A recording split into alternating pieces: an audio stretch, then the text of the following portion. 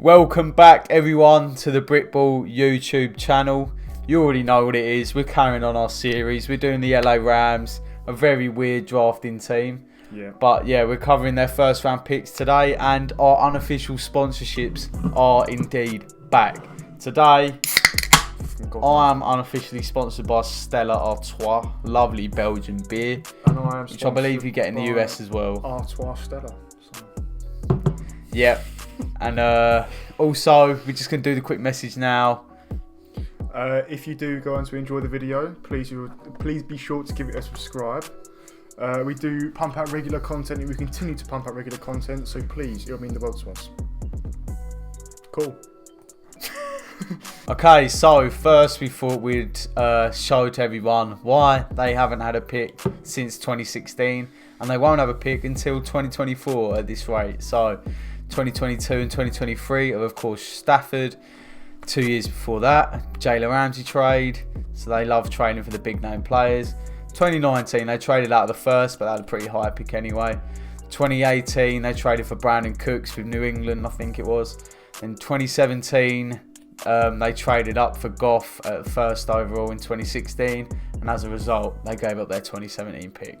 But before we talk forever, let's go into the first pick, and that is Jared Goff, first overall in 2016.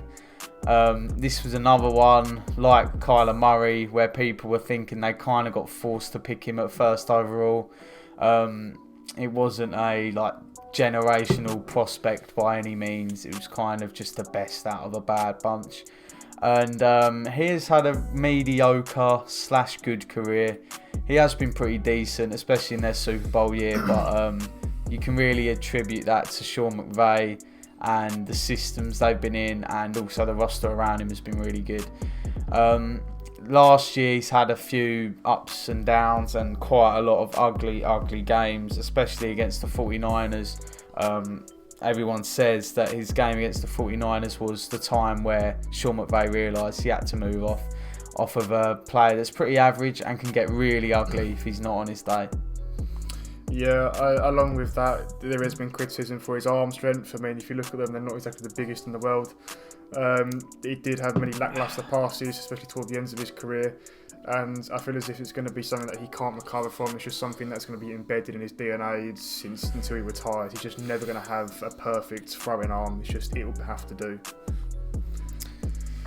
No, he's on the Lions. No, he's on the Lions, yeah. I have got Todd Gurley, definitely a first round value pick they've got with this back in 2015. He's a 3-time Pro Bowler with them. He was twice a first team All Pro. He had 1,000 plus rushing yard seasons. He was easily one of the best in his prime back with the Rams in the offense. He was never really injured as well, so you can rely on him. He was Mr. Consistency. And he's always been a great weapon for the offense. His balance is second to none. Beats linebackers like it's nothing. Evasive with the tackles. And it was just an all-round great pick for them. Yeah, well, he was never really injured in his prime, but then when he got injured in 2018, he was never the same. And there was, when he played in that Super Bowl, everyone was saying, why isn't Todd Gurley getting snaps? And he barely got a snap that game. And it was kind of like an injury that they kept quiet. They all kept it really, really quiet. And I think it was his knee in the end, and he has not looked the same ever since. Didn't have a very good season at the Falcons. And next we have Greg Robinson in 2014. Oh, this one. And this is a bit of a special one. We got a story for you. Yeah, so second overall, supposed to be a sure franchise level, perennial Pro Bowl left tackle, and he goes into the league and he's really bad for the Rams.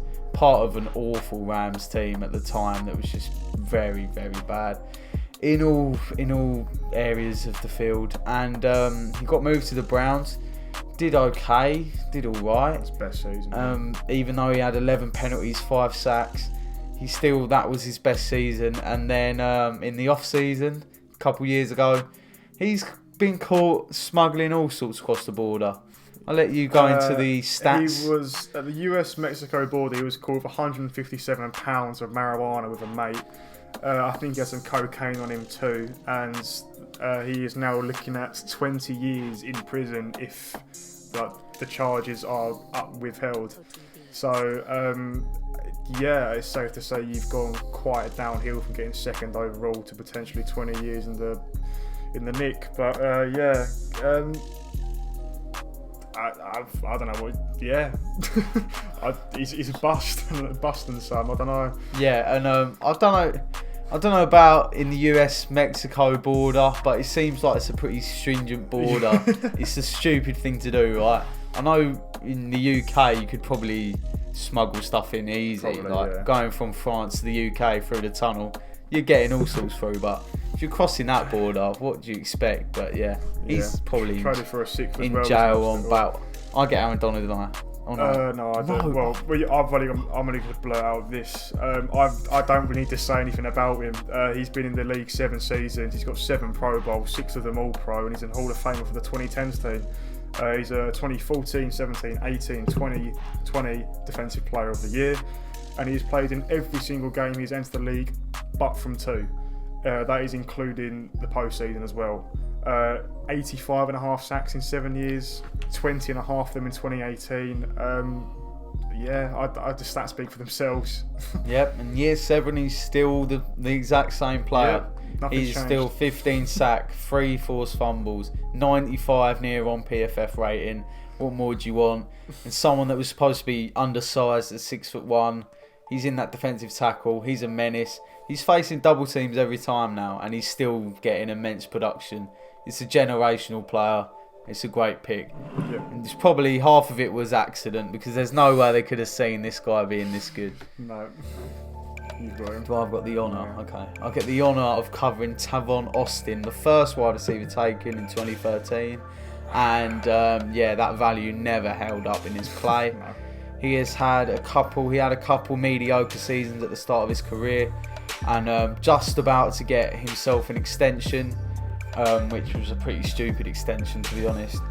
And yeah, a couple 400, 500 yard seasons, and then it plummeted straight down to like 100 yards, and then practice squads, and then get traded. Well, no, he got traded before that. And yeah, just now he's a deteriorating asset. I don't know if he's on a team. I think he might be on the Jets practice squad. I'm not sure. But yeah, a real waste at 8th overall, and it hurts even more when DeAndre Hopkins is the second receiver taken. Yeah, the only thing I've got positive to say about this guy is that he was actually loved by his teammates and Sean McVay, because he was actually a very humble and nice person. He was literally a culture changer in the dressing room, but unfortunately that doesn't really account for a first round pick. He just wasn't that great on the field. Alec Ogletree. He spent 5 years with the Rams, 67 games, all of them being starts, for 503 tackles, so it's not that bad. He was traded for a 4th and a 6th round pick, so you can therefore see he has definitely lost his value. In 2017, he was ranked one of the worst linebackers in the league. After he did battle an injury in that same season, but unfortunately that's not something you want to be held in. He consistently missed tackles. People just run past him like it was nothing. And he was ranked 76th in linebackers with a 38.9 PFF grade in his last season with the Rams. He didn't fit the 3-4 system they were adopting. He didn't get out the running back enough, because I said he missed tackles. He was traded because cap space needed to be freed up. And he obviously didn't live up to the first round hype, didn't put up the stats that everyone thought he would, so yeah, bust, see. Yeah, and it's another stupid extension from the Rams. Ogletree and Austin, both the same draft class, both got their 5th year option exercised, and then signed to both pretty big extensions, then traded a year after the extension, so some dumb stuff from the Rams that they're lucky that they recovered from so quick. Next we got Michael Brockers, someone that has maybe not lived up to the first round potential, but kind of always plugged away, and came with some decentish production. He's done enough to stay on the team for near on nine years now, and he's also going to be on the Lions next year. he's actually had a good season last year for year 9. 5 sacks, 34 tackles. It's just like a pretty mediocre pick. Nothing too special, but someone who's a decent role player throughout the years. Yeah, I mean, I think the team's going to miss this guy because staying at a team for 9 years, you eventually start being looked at as a leader, and he did pick up the leadership role towards the end of his career because he's been there so long. The team loved him, fans loved him. Obviously, he might not have been a world beater, he wasn't the best, obviously, but when you've been there for that long, people look up to you, and it is a shame. He did want him to stay, but he had to get cut for cap reasons again. It was kind of a brutal off-season this past couple of months. But, yeah, he will be missed. He'll be missed, but maybe not for his on-field ability, but either way. So that is the end of the video for one of the most aggressive teams in draft in general. They're moving up every draft, or they're moving down every draft, or they're trading their pick away. I don't think they've barely ever just stayed with their pick, maybe for Todd Gurley. But yeah, they are an aggressive team, and you could say it's paid its dividends, or you could say it's held them back. There's valid arguments either way. But yeah, I mean, I think it's going to be 8 years without a first round pick unless they do something again in 2024. But I mean, they've got some production out of it. They've got Jalen Ramsey, they've got Matt Stafford, so I guess it's worked out in the end. Yeah, as a fan, I always love looking forward to the first round pick on draft day, so that is one bad thing. I feel sorry for them. Day one, they will have second round picks, but that first round draft pick, trying to mock who you get, it is special. I feel bad for the fans, but I guess they haven't got too bad of a team to watch. So yeah, that's the video. We'll catch you guys with the Seattle Seahawks next, and which is the final 32nd team of our series. That's the series done. It's been an emotional day. It's been an emotional ride. Adios. Until then, see ya.